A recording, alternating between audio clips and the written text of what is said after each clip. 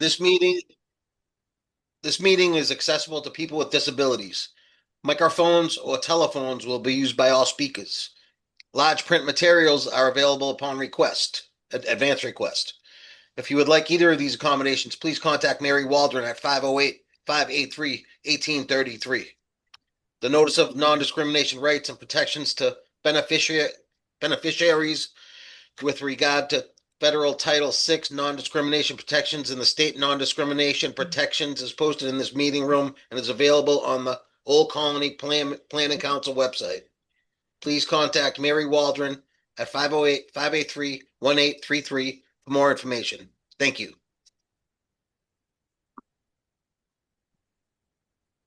Would you like me to read the roll? Yes, please, Bill. Abington, John Stone is here. Avon, Bridgewater, Shane O'Brien, Town Planner. Brockton,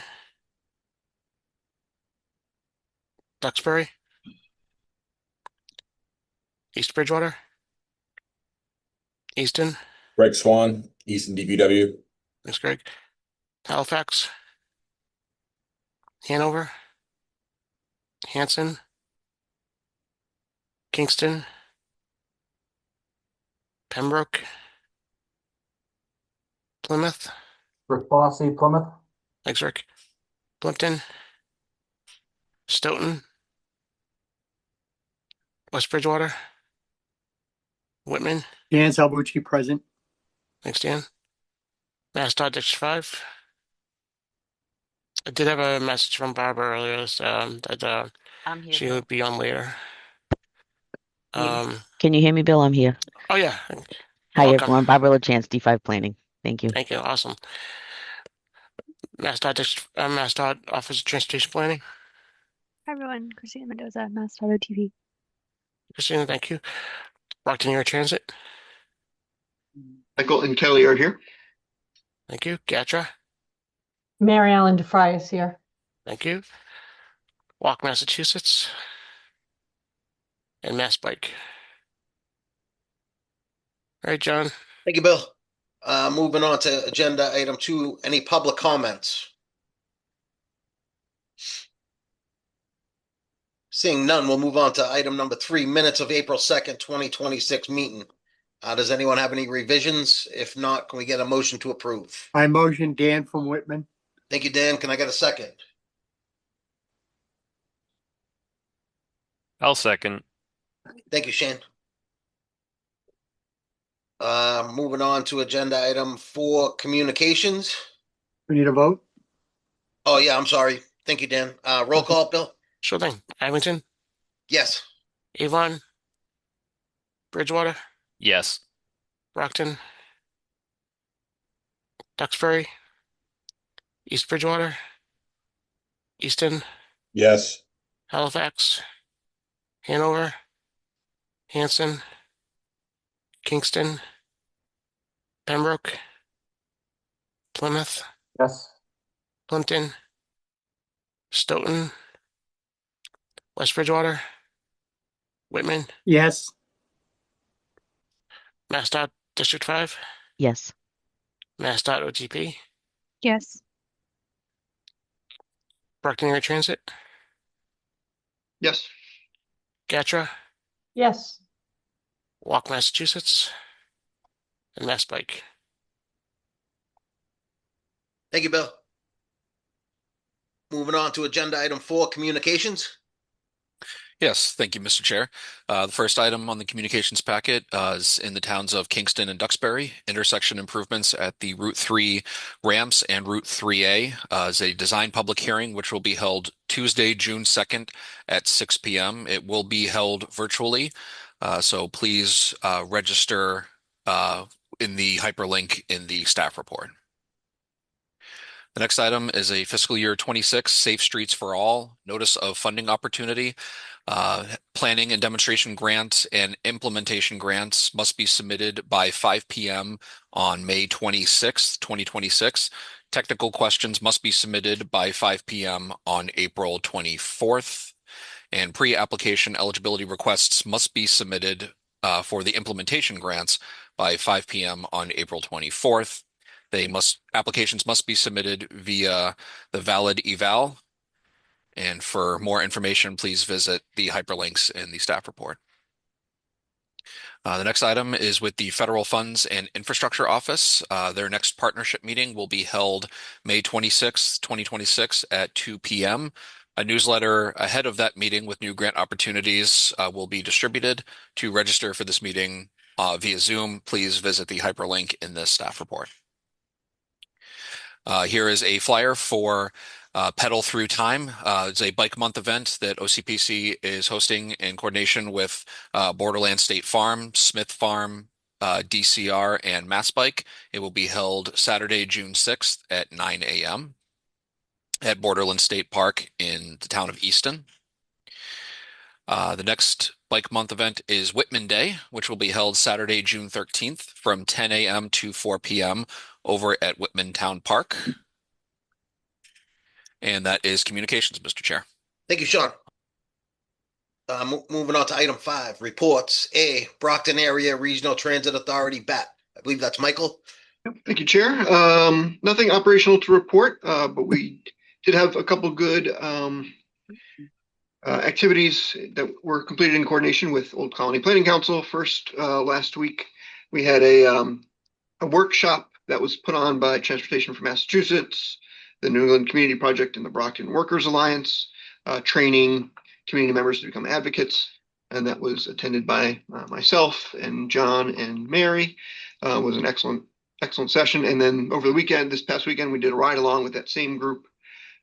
And then just yesterday and the day before, we were out in Worcester at the MassDOT Innovation Conference, along with a bunch of OCPC representatives there as well, learning about the latest in terms of traffic calming, bridge rehabilitation, other approaches to transportation improvements that MassDOT has undertaken in the past year.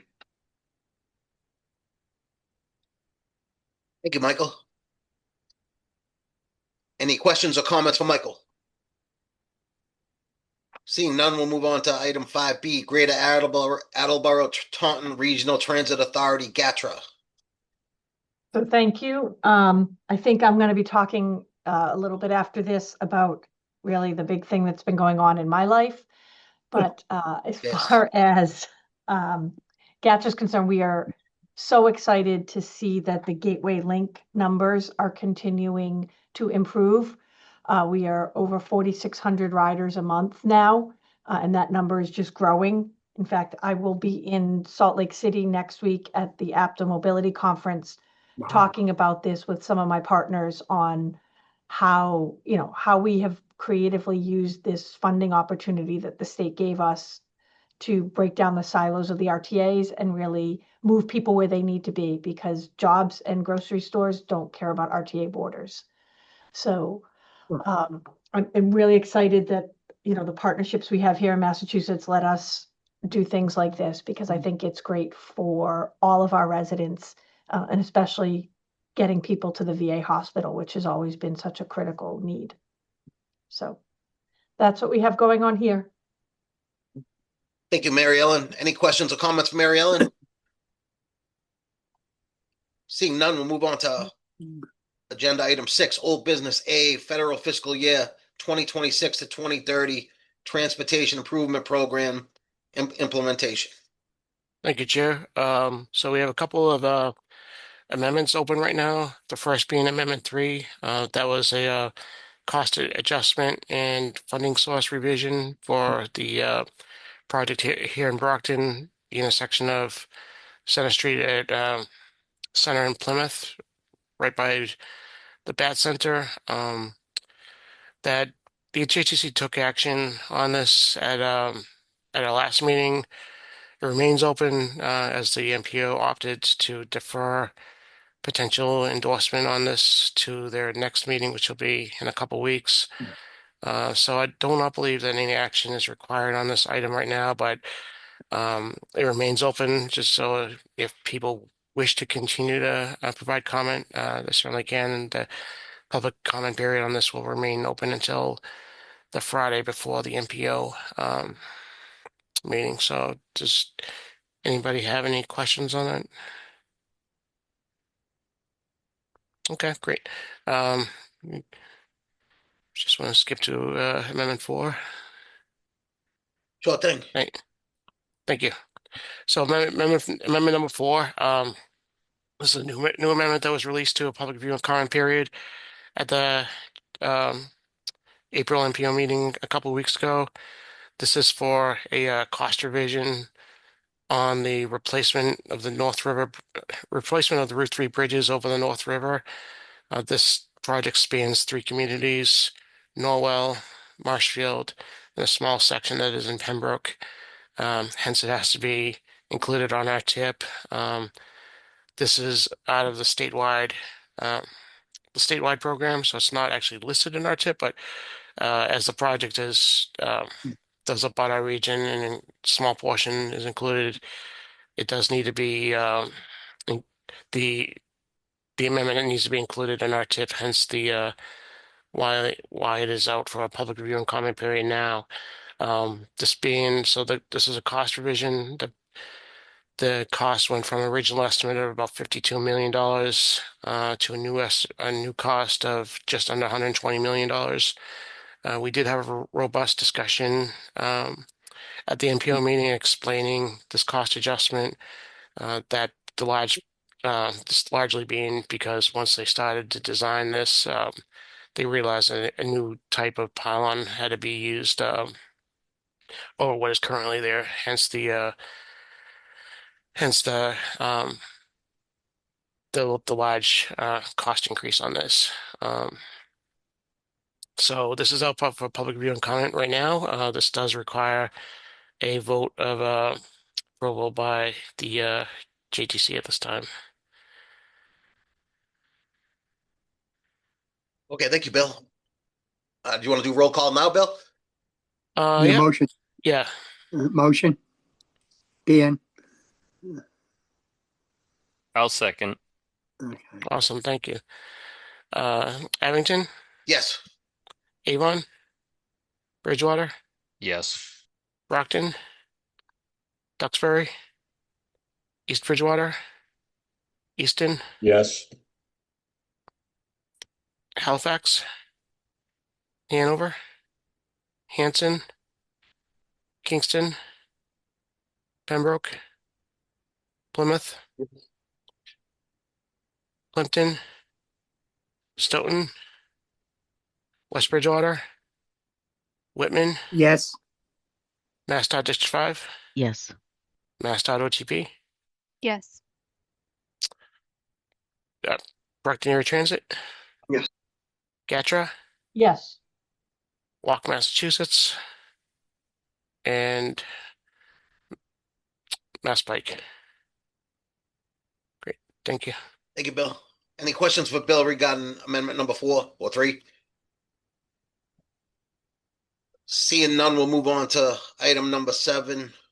FIFA World Cup at Boston Stadium, transportation planning, logistics. I believe it's Mary Ellen again. It is. Is there any chance I can share my screen? Yes, absolutely.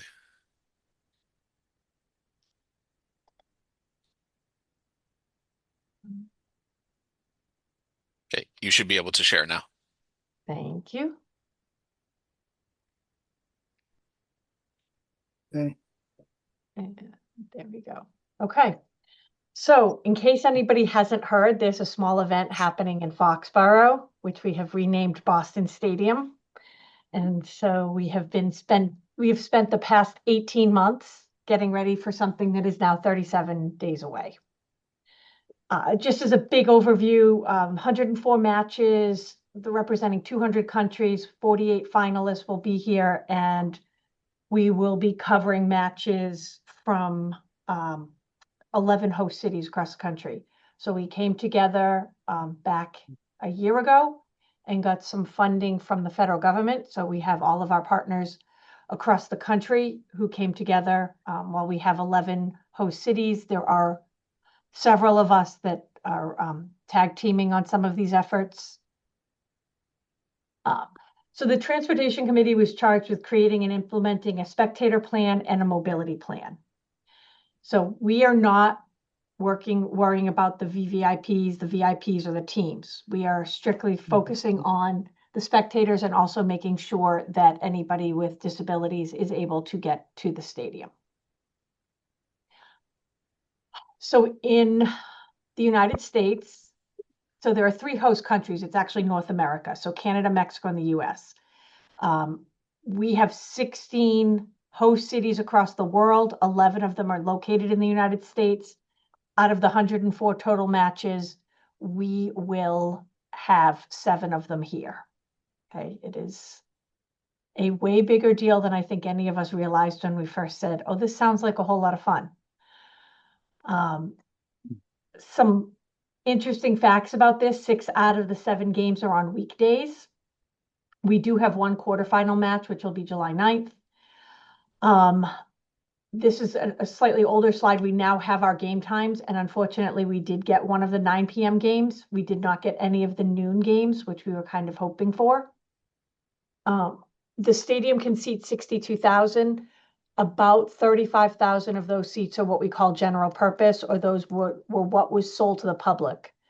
And at this point, 94% of those tickets have been sold for the first 5 matches. The last 2 matches, we don't have as strong as statistics, mostly because we don't know who's playing in them yet. So we'll get those numbers as it gets closer. So obviously, GATRA is not going to move 35,000 people. That would be a miracle.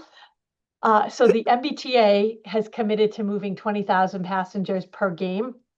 And that's why, if you have been through Foxborough lately, you will have seen that they have done some amazing work on the commuter rail station there. They will now be able to level board 8 trains, which is fantastic for us, because those improvements will be here well past this event. We coordinate with our counterparts across the 11 host cities in the US. I would say probably once a month, we are talking to LA or SEPTA or some other entity and just bouncing ideas off of each other. So it's been a great experience for truly showing that we can come together and kind of help move all these people.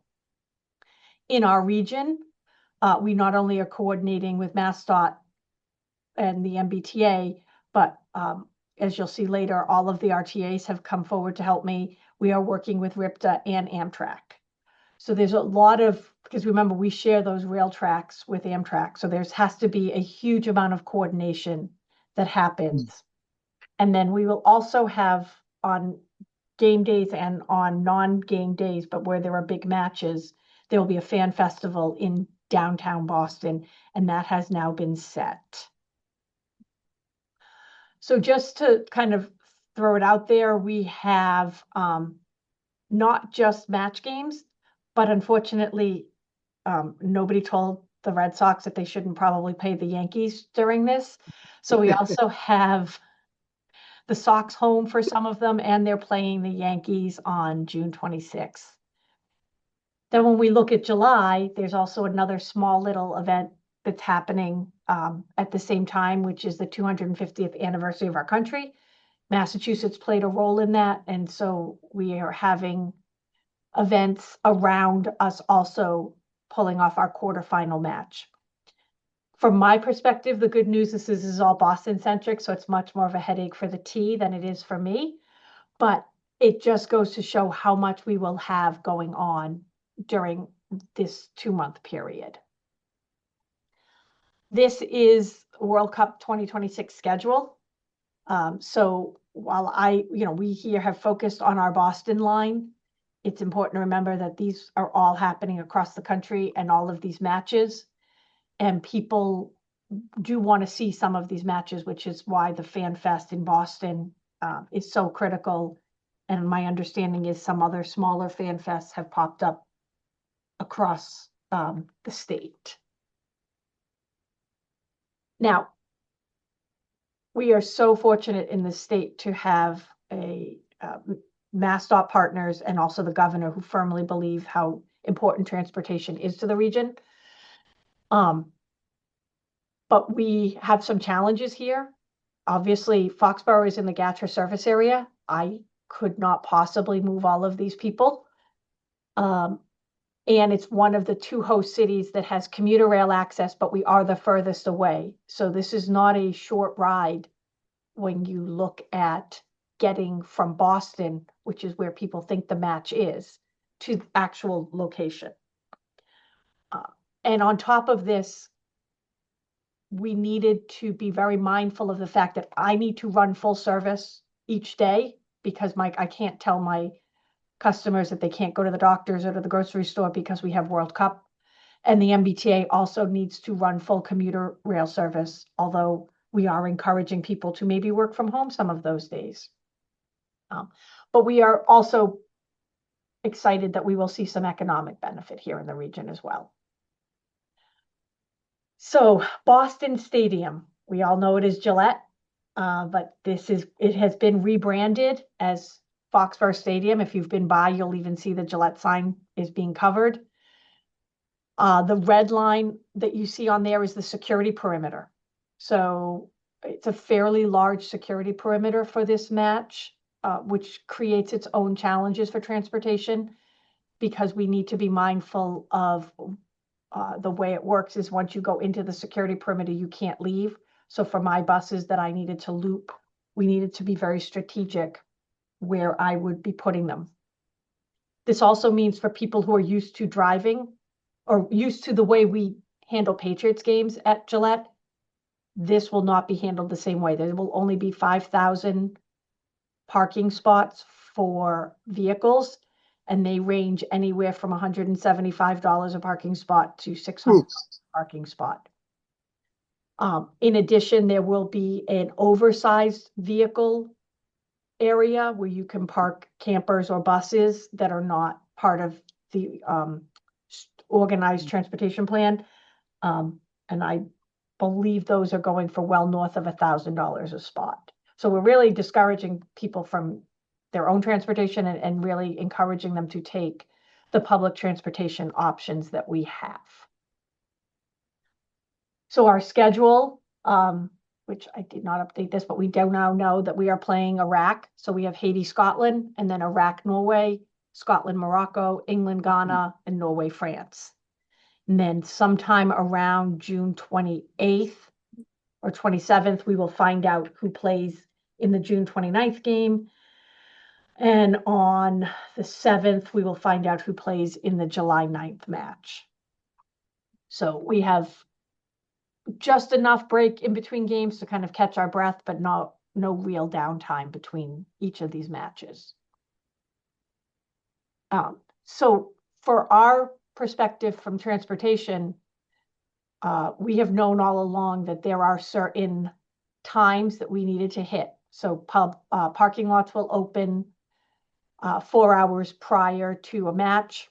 Gates will open 3 hours prior to a match. Matches are approximately 2 hours. They have promised me up until probably the last match, they are pretty solid on the 2 hours. And then we have 2 hours to get everyone out of there. So some fun facts that we've learned about soccer fans, they want to be in their seats when the match starts. So we need to get them there and make sure that they can get through security. So my current plan is to have my last bus pulling in 1 hour before the match starts to ensure that they can get through security and get into their seats. If you are taking it, this was the original plan, was that we would be parking across the street in lot 55, and then you would have to walk across Route 1 and over to the stadium. That is still where all charter buses will be. We have been able to renegotiate with the stadium, and they will be letting us come in a different route so that I can avoid Route 1 and giving me more options to loop my buses. I will say this has been a very interesting exercise in decisions being made at the last minute.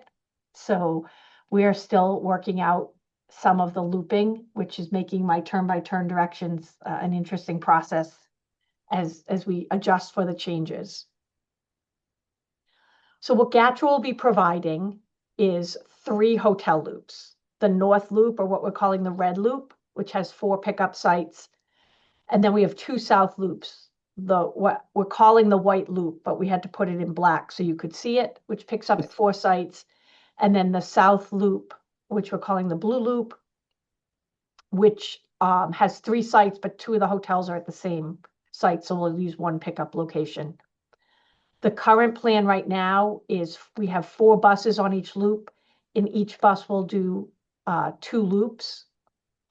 So we are, but we have the ability, as we watch the ticket sales, to adjust if one hotel is selling faster and then one hotel maybe not. I can reallocate the buses as I see fit as we watch this process unfold. And we are pre-selling the tickets, which makes life easier for me. So those of you who know how GATRA runs, you know I don't have enough assets to do this. This is where all of my partners across the state have been outstanding in offering resources and support. So I have 17 buses committed with another 7 buses on call for different games. I have PVTA standing up a call center. Since I have to run a call center for the whole 40 days, they're helping me with that. We have ambassadors who will be helping load the buses and then getting people back on the buses. We have supervisors coming in and we have mechanics coming in. So this truly is a showcase of how well we do things here in Massachusetts, and we all pull together to make this work. Right? And we have, from the day I sent this out 15 months ago, everyone was right on board with, yes, if we have an asset, we will be happy to send it to you. And everyone came through. And so I'm very excited to be able to showcase how well we all have pulled together to make this happen. And on top of the assets, it's been policies. It's been, the vineyard is much more used to moving large amounts of people than I am. So they've been great on helping us write some of our policies for this, right? We all have different strengths across the state, and we've been able to pull together and really put together a solid transportation plan for this. And that's what I have on this. So I will stop sharing. Thank you, Mary Ellen. Any questions or comments? Yeah, Dan Salvucci Whitman, I have a comment. What is your process for moving handicapped? So it is when you book your ticket, you let us know if you need handicap capacity on our vehicle. And depending on how much we have the ability to also send a van to back up the bus if we have more wheelchairs than we're comfortable putting on a bus. Yeah, but if you drop them off, are you dropping them off right at the stadium or across the street in the parking lot? No, we are on property. So we are in one of the parking lots. It's going to be a good walk no matter where they do it. But yes, we are actually now on the same side of the street as the stadium. Yeah, I imagine the handicapped people will understand that, whether or not they can attend or not. I think if they can, transportation will not be their problem. Yeah. Mhm. We are pretty proud of the fact that we can get them there. I'm not responsible for the stadium. Yeah, thanks, Mary Ellen. It really is fascinating. In March, I had the opportunity to attend a North American Conference of Transportation Engineers, and the topic of planning and logistics for the World Cup was a big focus of that. And it really is fascinating. If you could, with this overlapping with America 250, it's probably, certainly in my career, it's the largest undertaking for transportation planning that we've ever seen. And the workshops that I was part of really focused more on pedestrian movements. So as you mentioned, there's a fan fest in Boston. Every host city has their own fan fest. So the fan fests alone, it's going to attract tens of thousands of visitors. And so, we'll be using like drones and smart cameras and AI technology to predict the movements of pedestrians, which we know not. It's often difficult to predict how pedestrians are going to move on foot, just because designated path. Doesn't mean they're going to use it. So it really is fascinating. And I think the great thing is that all this planning is leaving a legacy behind, so that we can use this in future events as well. So it's really exciting, and I'm really happy for Gatra and all your partners that you're able to be part of this. It's really cool. Thank you. Yes, I will say the one thing we are super excited about is especially the English or the European countries, they're so used to queuing up that it's fantastic. All we have to do is tell them queue starts here and they Yeah. just automatically queue up. It's like, this is perfect. Now we're just going to shove you right on the bus. Exactly. I can't get them to do that here. Any more questions or comments? That's insane. Mary Ellen, will that presentation be on the website anywhere, or can we put it in the chat maybe? Let me just double check with MBTA because we share this one. Oh, and okay. I will share what I can with you. All right, thank you. No problem. All right, moving on to agenda item 7B, Old Colony Prioritization Process Pilot Program, Prioritization and Regional Investment Strategies. I guess we have Nicole. Is Nicole here? Yep, here. Do you mind if Thank I share my screen as well? Yes, I just Awesome. made you a co-host. You should be all set to share. Awesome. All right. Can everyone see that? Excellent. Alrighty. Well, thank you all so much for giving us some time on your agenda today. We really appreciate it. Kind of hard to follow up a World Cup presentation, but we're really excited to, share the overview of the OCPC's prioritization pilot program, which has been rebranded as PRISM, so the Prioritization and Regional Investment Strategy Model. Apologies to anyone here who may have heard some version of this overview presentation, but we do have some updates towards the end, so hang in there. My name is Nicole Rogers. I am here on behalf of GPI. We've been working really closely with the OCPC to develop this program, really with the goal of supporting smarter, more transparent data decision making that ultimately leads to safer streets and stronger communities across the region. So I'm going to keep this brief today, but we wanted to walk you through a few key items. First, we'll introduce the PRISM program and what it's aiming to achieve. Then we'll talk about your role as the JTC in this process, since your input will be really critical to shaping how this really works moving forward. We'll just quickly touch on GPI's scope of work and the overall schedule, share a quick update on progress today, and highlight some of the key tasks coming up. So just briefly, I know many of you are familiar with this effort, but at its core, PRISM is really about strengthening how decisions are getting made at the MPO level.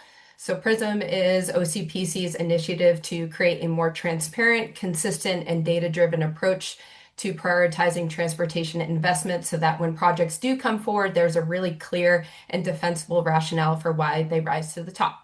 So this effort is being supported by an FHWA Project Prioritization Pilot Program grant.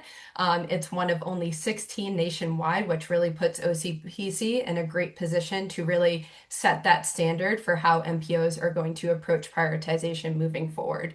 But stepping back, why does this really matter? In our early conversations, Charlie actually brought something up that really struck us to our core. There's really only $100 to $120 million in project needs competing for TIP funding annually, but only enough funding to advance one or two projects at a time. So really every decision at this table means that something else is not moving forward. So the challenge isn't just about selecting projects, it's being able to clearly justify those decisions in a way that's really consistent year to year. It's transparent and it's aligned with regional priorities and required performance measures. And that's exactly what PRISM is going to be designed to do. So the goal is really to equip this group with a prioritization framework that you can confidently stand behind. So when questions come up, whether that's from municipalities, from stakeholders, or the public, you're not just pointing to a list, you're really pointing to a system. So the core challenge we see, and this is something that we've encountered in communities across the state and across the country, is that prioritization systems, often do the technical part really well, but struggle with the usability and transparency. So a lot of data, ends up living in different places. Public input is collected, but it's not always clear as to how it factors into decisions. And the final output can kind of feel like a black box sometimes, even when the methodology itself is really solid. And this can kind of create some friction, not because people disagree with the goals that the region is putting out, but because they can't easily see how everything is connected. So this opportunity with this pilot is really a move towards beyond a static point in time scorecard, but rather towards a system that's easier to understand, it's easier to update, and really easier to explain to staff, municipalities, and the public alike. So what this looks like in practice is a full end-to-end process from how projects are coming in to how they ultimately get funded. So it starts with communities identifying needs and submitting projects through a more streamlined intake process. From there, projects are screened using a consistent set of criteria. Those are tied to regional priorities and performance measures. That way, we're establishing a really clear objective baseline from the start. At that same time, we're layering that public input and that local knowledge, because not everything does show up in the data. Projects are then assessed for feasibility, cost, and readiness, so that we understand not just what's important, but really what's actually deliverable. All of that will feed into a structured ranking process where projects will be evaluated and compared using a set of criteria that are really grounded in those regional priorities and aligned with FHWA performance measures. So projects that rise to the top, they're not just competitive, they're directly advancing the outcomes of this MPO for what they are responsible for delivering. And importantly, all of these rankings and the reasons behind them are made visible through a public-facing dashboard, really providing that clear and accessible insight into how decisions are made. And hopefully from there, the top projects move forward into the TIP and other funding programs and are ultimately into design, construction, and delivery. So key piece here is that this is not a one-way process, it's iterative. So as projects move forward and new needs emerge, they come back into the system and the process continues. So instead of a static list or one-time scoring, this becomes a living system that supports ongoing defensible decision-making at the regional level. So the end product that we're working towards is a Prism platform, and we anticipate this being built on an ArcGIS hub. So at its core, this really starts with regional goals and priorities that this group will help us define as important. And then we're going to go ahead and identify all the data that's needed to support those priorities. So those data sets, whether that's, Mass DOT crash data, census data, other regional publicly available sources, these are brought in as hosted layers and services and integrated into this hub. So we're kind of think of it as creating a centralized, consistent data foundation that all of this is going to build off of. From there, the hub is going to have 3 primary components.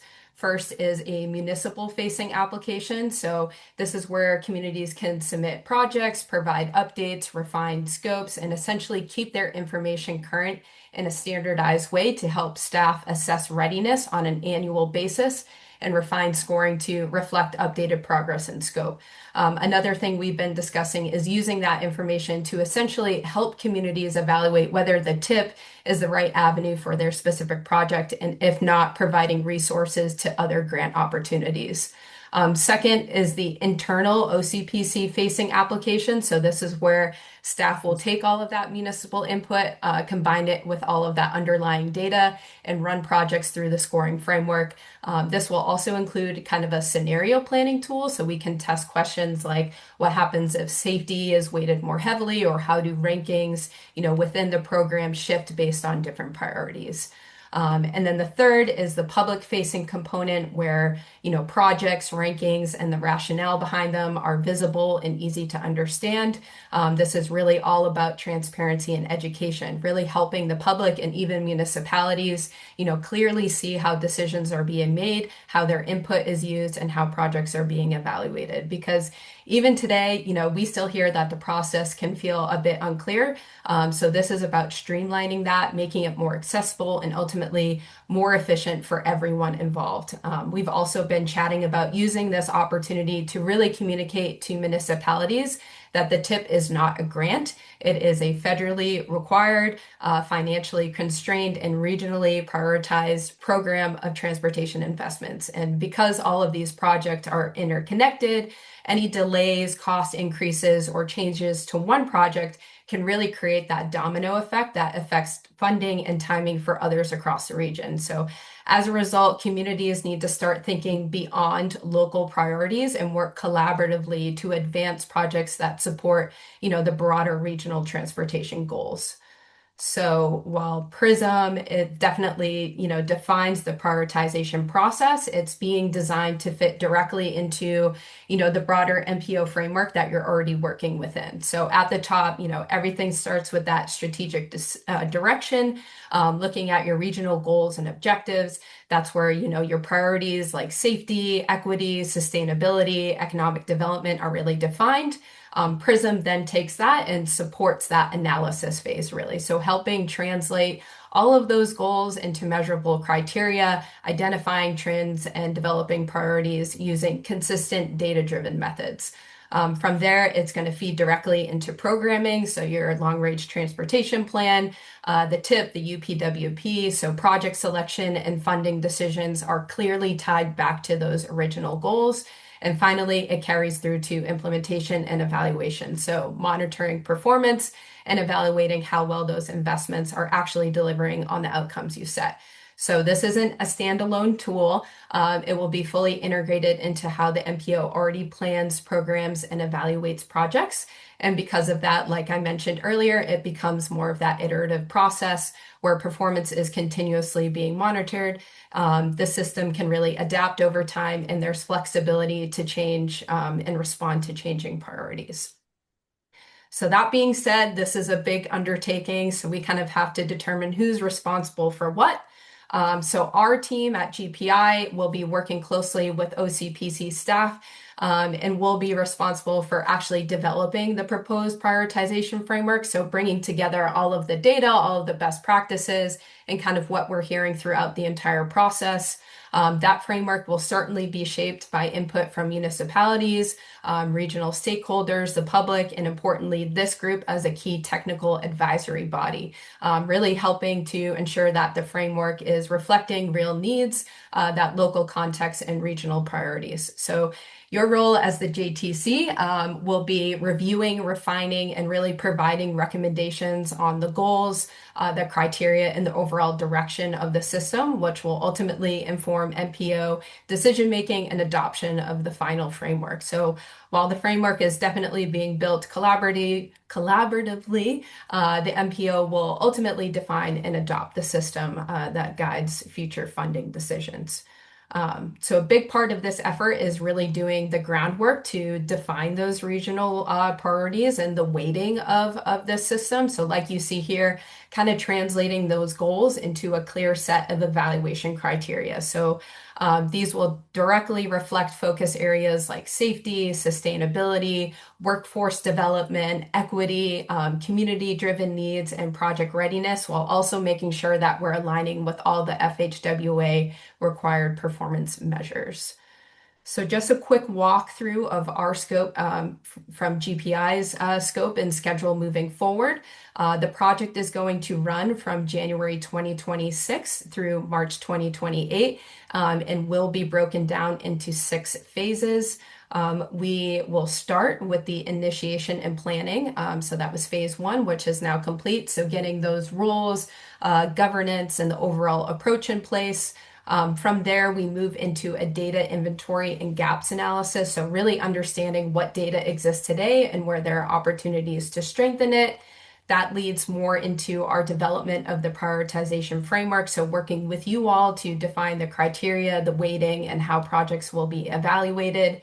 Once that's in place, we really move into the technology and dashboard phase. So actually building out that PRISM hub and associated tools. Then we'll pilot test the system, so applying it to actual real projects, gathering feedback and refining the approach. And finally, we move into implementation and sustainability. So making sure that this is not just a one-time effort, but a system that the OCPC can really carry forward and continue to evolve over time. So since kicking off in January, we've really hit the ground running. I can't believe it's already May, but we've held several working sessions with OCPC staff, including a kickoff meeting. We had a dedicated GIS coordination meeting, and we've been hosting ongoing monthly check-ins to keep things moving along.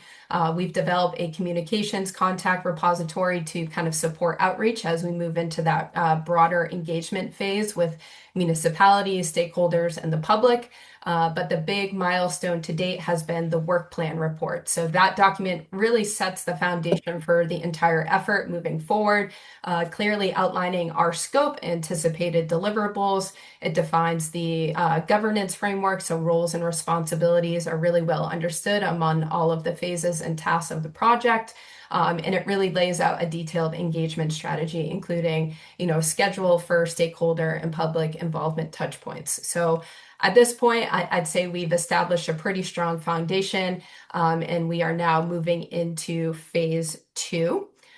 So starting in April, we kind of transitioned into our data inventory and analysis phase. This phase will be running through September and is really focused on building that data foundation that will support the framework moving forward. So excuse me. Key deliverables include a comprehensive data inventory and gaps analysis, along with an updated data collection plan to help address any of those gaps and improve consistency with the scoring moving forward.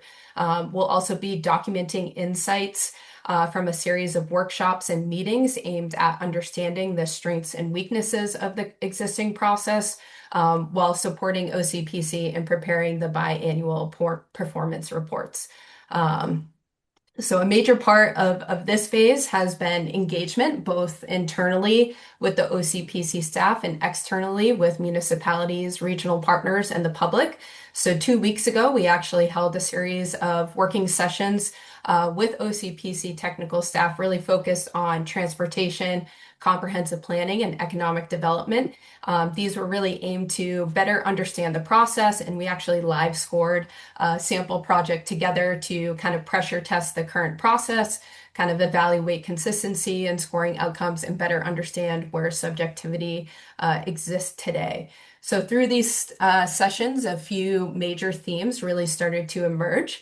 One of the biggest findings was that projects in the current process are typically only scored once. So often that's in very early development after the PRC, when project scope, costs, permitting needs, right-of-way impacts, and overall feasibility are not still fully understood.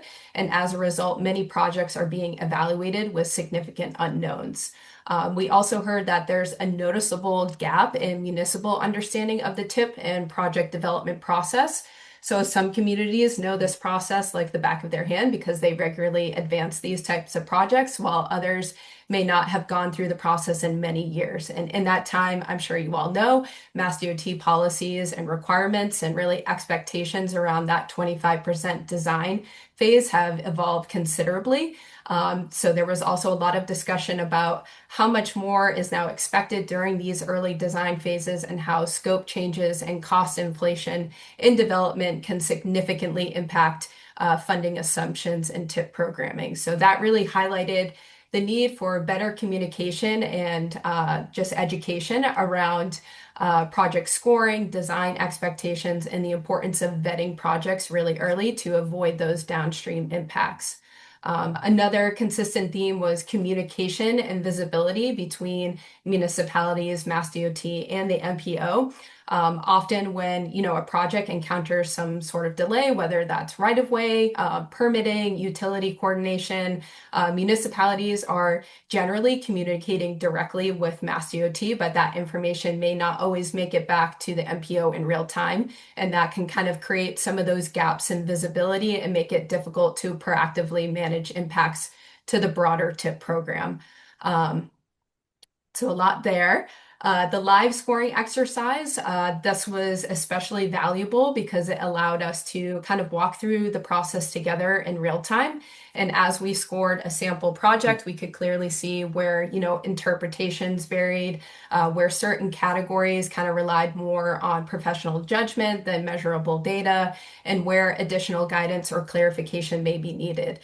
We also identified several areas where some of the sub-criteria overlap across several categories, and that kind of creates the potential for projects to be unintentionally rewarded multiple times for similar benefits. And overall, seeing that equity, economic development, and vulnerable road users may be underweighted in the existing scoring framework. And ultimately, all these conversations helped us to identify several kind of high-level key priorities for the redesign moving forward. There's certainly a strong interest in creating a framework that's more transparent, more data-driven, and easier for municipalities and public to understand. We also mentioned that projects are only scored in those very early stages, so improving the scoring structure to potentially have two scoring rounds, one at inception and another after that, 25% approved design, when that scope is more defined and project readiness is more clear moving forward. There's also an interest in incorporating readiness into the scoring structure itself and updating that score annually prior to Readiness Day. We also heard a desire to place greater emphasis on areas like equity and multimodal safety. So in terms of equity, that can mean a wide range of things, certainly as it relates to this process. But part of that is really ensuring that the framework better reflects impacts, to underserved populations and vulnerable users. But another important aspect is creating a more equitable process for municipalities themselves. So some communities, like I mentioned, regularly advance to projects and have that deep familiarity with the process and the actual resources to navigate it, while others may have not gone through a tip cycle in many years, and many have, limited staff capacity or technical resources to kind of manage these, bigger efforts. So a major theme that emerged was the importance of, really creating a system that's not only fair in terms of project outcomes, but is also more transparent, it's more understandable and accessible for all communities participating in the process. Let's see. Now, looking forward, we also have a few municipal and stakeholder workshops that are being planned for early June. So John Fay sent around a poll to the region's partners. So if you haven't responded yet, please do so. We'll be hosting 2 in-person sessions and 1 virtual session, and plan to supplement these with online surveys so that anyone who's unable to attend still has the opportunity to provide feedback. Eventually, the purpose of the events will once again be to pressure test the system, but also understand the challenges from an outside perspective and understand how the system moving forward can better serve everyone.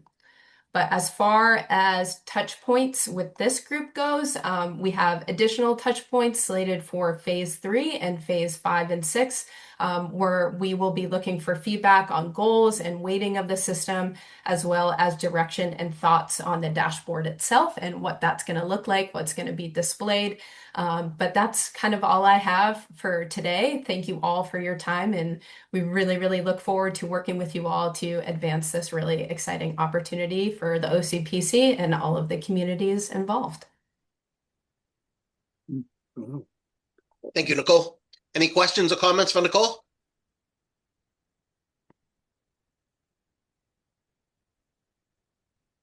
Okay, seeing none, we'll move on to agenda item 7C, Federal Fiscal Year 2027 to 2031 Transportation Improvement Program Development.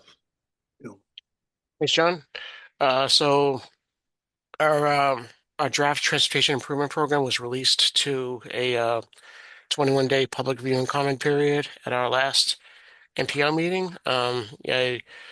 As you know, I've been talking about this development of this tip for the last several meetings of this committee. So it is finally out for a public review and comment period, as you can see on your screen.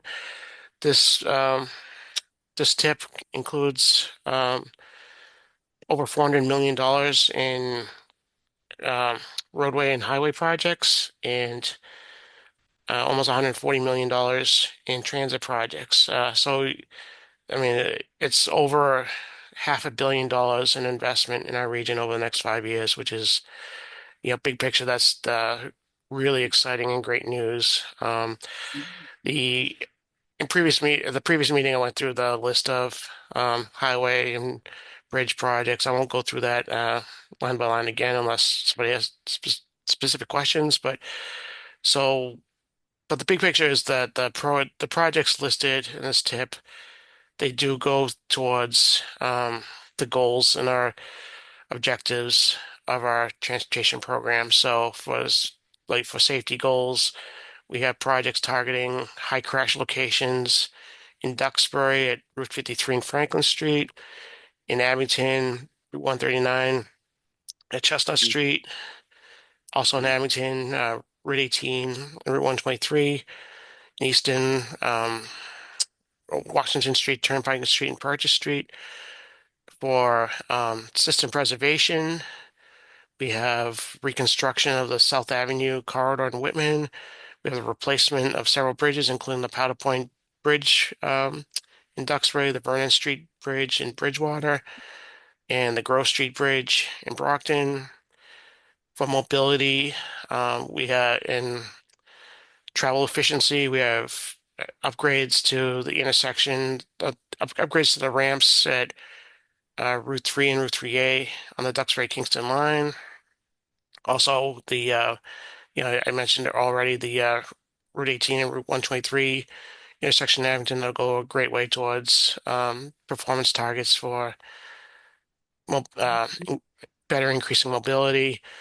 We have projects that are going to target our environmental goals, such as electrification, continued electrification of the Brockton area transit fleet. So it's a really exciting variety of projects in this tip. It is currently out for a public review and comment period. I would ask, following any questions, of course, I would ask that this committee consider approving this tip.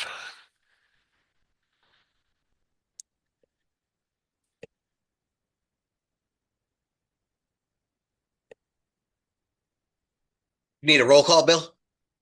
Need a motion? A Probably motion motion. first. Yeah, can we get a motion? All motion, Dan from Whitman.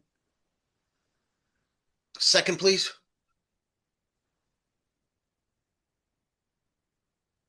Second, I'll Rick second. from Plymouth. Thank you, Rick. Thank you. Abington, Yes. Avon, Bridgewater, Brockton, Duxbury, East Bridgewater, Easton, Yes. Halifax, Hanover, Hanson, Kingston, Pembroke, Plymouth,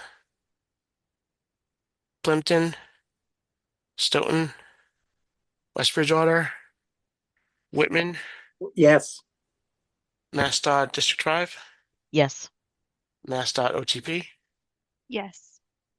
Walk, Massachusetts, Mass Bike, Brockton Area Transit, Yes. and GATRA.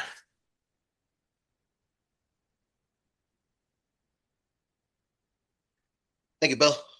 Thank you. Moving on to agenda item 7D, appointment for nominating committee for JTC offices, term of 2026 through 2027. Thank you, Chair. At this point in the calendar, we typically ask that for 2 or 3 volunteers to serve as a nomination committee for officers for the upcoming term of the JTC. So that term runs from July through June. So we have an election of officers in June. So typically what we would do is we ask our current chair and vice chair if they're, for one thing, if they're interested in keeping continuing to serve in their roles in the through the next term, and also we would ask that for some volunteers to serve as a nominee committee and typically. So at the next meeting, at our June meeting, how it's worked in the past, I usually just open up the meeting, start the meeting about 10 or 15 minutes early. You know, you meet, you present you determine who you're going to nominate for officers, and then someone from that group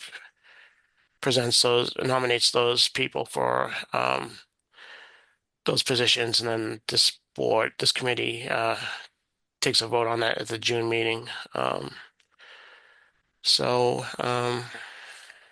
Do we have any volunteers to serve as Yeah. the Bill, this is Dan. Just to let you know, I will stay, if needed, as vice chair Okay, great. of the committee. And Bill, I'll stay as chair of the committee, but if someone else wants to do it, my feelings won't be hurt. Okay. Now we need some people for the committee, correct? Correct. Anyone out there that wants to be part of the nominating committee? 2 or 3 people? Brockton Area Transit will be part of that. Thank you, Kelly. Thank you. Just need 2 more.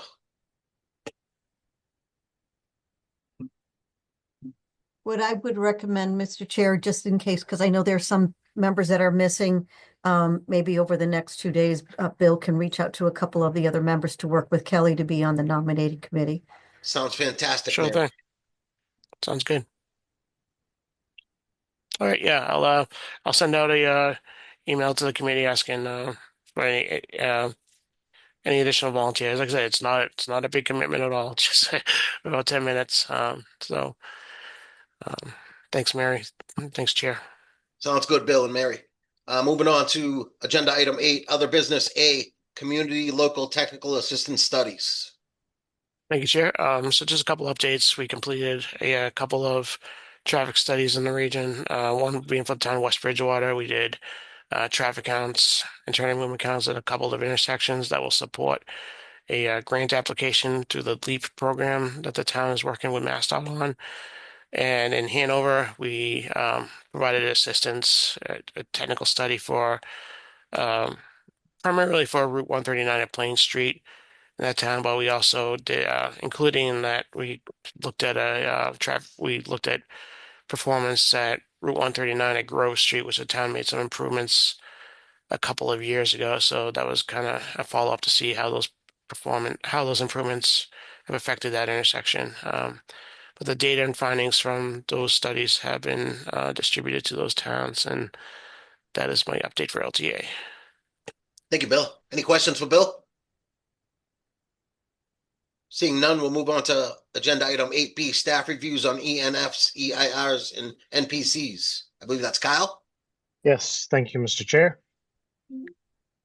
So we have just a couple notices today, just 2 public notices. The first is notice of submission of a yearly operational plan that is for multiple towns in the OCPC region, and the municipalities identified in the Keolis commuter services as locations where the rights of way, they're going to be treated with herbicides during the 2026 calendar year. And then the final public notice is a notice of scope of work for a hydrogeological evaluation in Pembroke. And the scope of work will be prepared by NRP Holdings LLC for a proposed treated wastewater disposal system under a groundwater discharge permit at 27, 51, 59, and 67 Corporate Park Drive in Pembroke. And that concludes my report. Thank you, Kyle. Any questions for Kyle? Seeing none, we'll move on to agenda item 8C, regional concerns and local community transportation issues.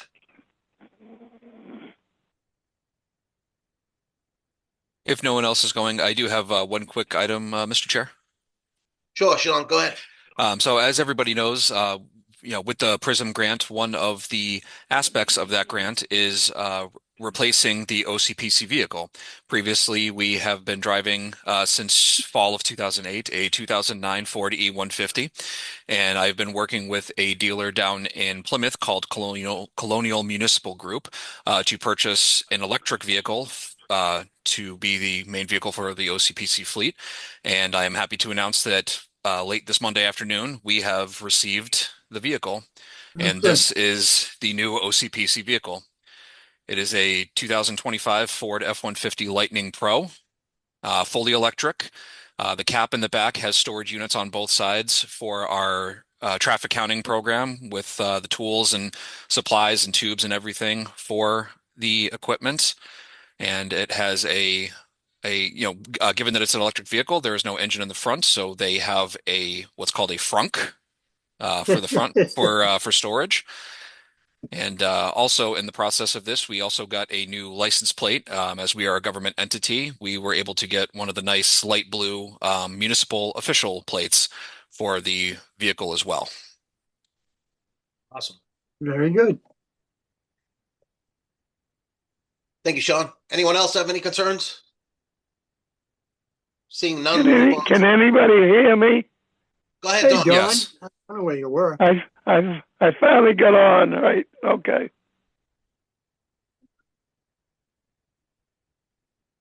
All right. No more. So seeing no more comments, we'll move on to agenda item 9, adjournment. Can I get a motion? So moved, Whitman. Thank you, Dan. Anyone else? Second. Second. Thank you, Don. See y'all. Thank you. All right, thank you. Thanks, everyone. John, I was worried about you. Well,